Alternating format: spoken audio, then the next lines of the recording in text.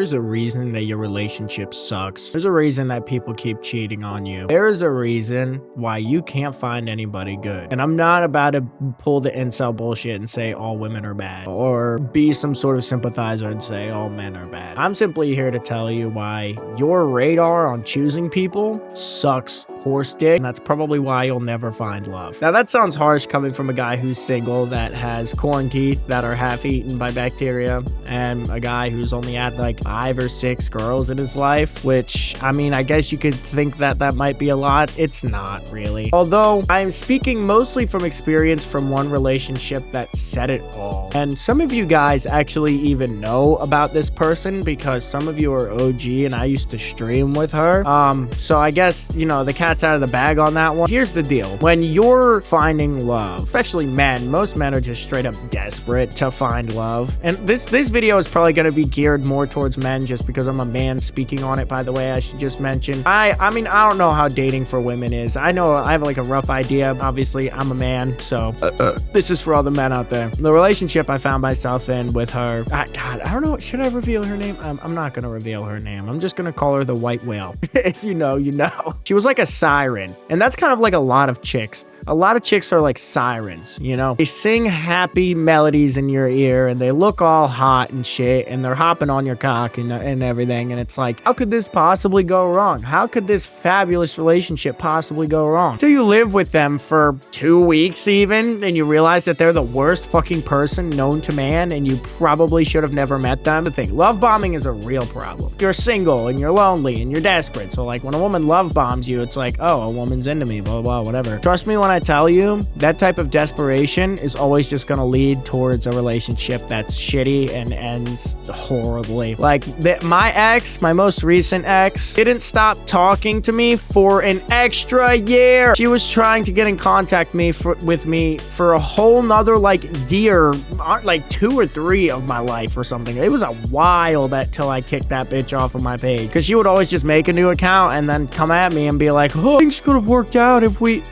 No, things could not have worked out. This is part of where, like, I haven't dated many chicks, but I can already tell, like, there are certain types of chicks that you just avoid. For some men, it's harder to pick up on than others. Because, like, here's the thing. I could have totally went back into a relationship with her, still be in PA, no house. You know, like, I could just as easily enough have fucked my life up just by coming back to her because it's pussy. If you're going to get into a relationship, you should only be focusing on what they can emotionally give you. Never focus on the sex. Never focus on like, oh, can she cook well? What you really should be focusing on is personality. It kind of sounds cheesy to say that, but like when you're living with a person and you don't like their personality, you're never going to 100% like somebody's personality. You're never going to fully love your partner or your friends or whatever. Like, you're not going to like their personality whatsoever, no matter who it is, even your parents. With that in mind, if you can find the most compatible person that makes it so that you can deal with those things that you don't like because the things that you do like outweigh the things you don't like, that's the kind of person you're trying to find. Don't find someone who's just hot. Don't find someone who love bombs you and then gets all lovey-dovey and then is a piece of shit right when you move in. Like, don't get chicks like that. And you can tell when they love bomb you. Like, from the start, they're like flirting and stuff. No chick with self-dignity is going to flirt with you on the first date, okay? I'm saying it's just not. I mean, there might be a little bit of talk going on or whatever, but it's not like if you're getting love bombed on the first date, you can tell that bitch is crazy. Love bombing is probably the biggest sign that a chick is a crazy bitch. And same goes for dudes with women. Like, some dudes will love bomb women and it actually works, which is just crazy to me because I thought women were supposed to be the smarter of the two sexes. But I mean, either way, when you're desperate, you're desperate. Just about anything is gonna work. When you're desperate, a girl can breathe in your direction and you think that as a clue as like, did she like me? No, there's nothing to question. There are clear signs that a chick wants you compared to just being like, oh, nice hair, you have a nice hat, I like your shirt. Like, that's not flirting. I don't like, that's not, I understand how you could misconceive it or however you say that, because some chicks are really cutesy about the way they say stuff and whatever, but it's like, trust me, dude, unless she's like getting close to you, like putting her hands on you, oh, stop.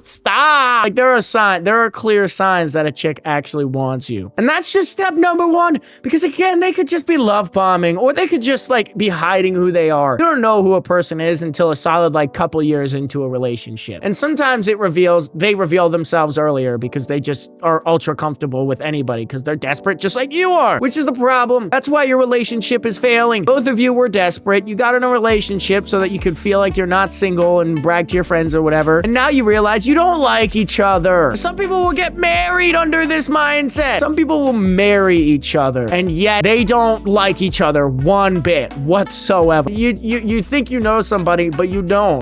That's as more simple said than done, obviously. You can really get attached to somebody really quick and then get attached to who they were. For the most part, if somebody reveals themselves with certain intentions, you should believe that instead of questioning it and being in denial. Like if a bitch is emotionally abusive from the get-go, don't just ignore it because, oh, well, she gives me good head.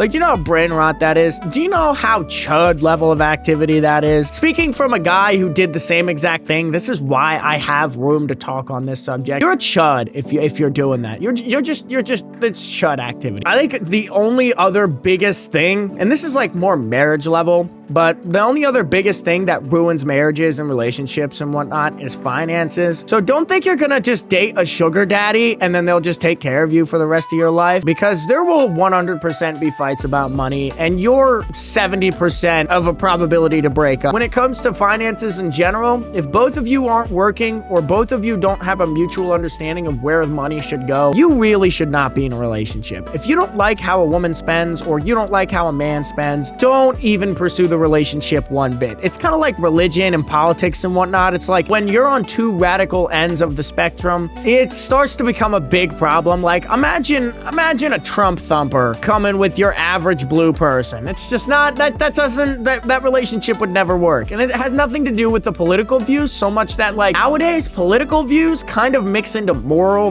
views and like your financial views and everything. Like politics aren't just like, oh, well, whatever president is whatever and I like their policies. It's like nowadays you're choosing between which type of morality is actually moral. So that in a relationship sense is like, if you don't really agree on politics that much, if you don't like the way they spend, you kind of like their personality, but there's a lot of things you don't like, that's enough of a red flag to go, I shouldn't date this person. And when you tell them that, they're gonna think it's petty, but what's petty is continuing a relationship that you know is doomed to fail. I understand full-heartedly why people get into relationships, break up, get back into the same relationship, break up, get back into the same relationship. I have people close to me that do that same shit, and I'm just like, bro, this is like the 5th, 6th fucking time that you've dated this bitch. Please kick her to the curb. It's not gonna work. This isn't a break, okay? You stop taking breaks. It's another thing. Like one or two breaks in the entirety of your relationship of like fucking 50 years until you guys die. That's one thing to just like take breaks and like not be seeing anybody, but like you're taking a break from each other. Like I can understand that. In general, if you have to take a break every single week,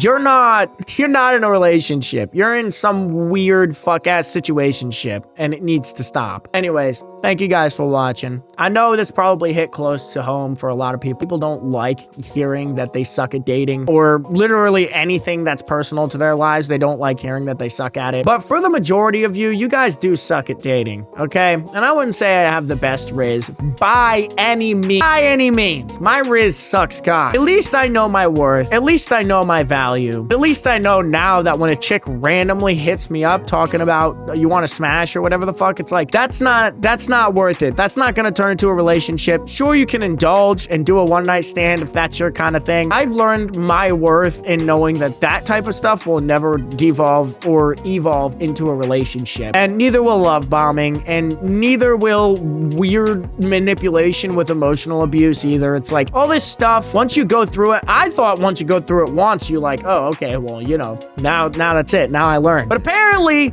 I need to tell you straight up, don't fucking continue the cycle, because people will just continue the same cycle, date the same type of people, and then be like, what the fuck is nobody in my life? What the fuck is nobody in my life? Why does nobody love? Why does everybody break up with me in 2 weeks? Be so fucking dead ass. It's just the literal definition of insanity. You're doing the same fucking thing over and over, expecting a different result. Seriously though, thank you guys for watching the video. That is all I have to say. Sub, like, turn on the notification bell, leave a comment down below. Make sure you check out the shit in my description and all that. Peace out.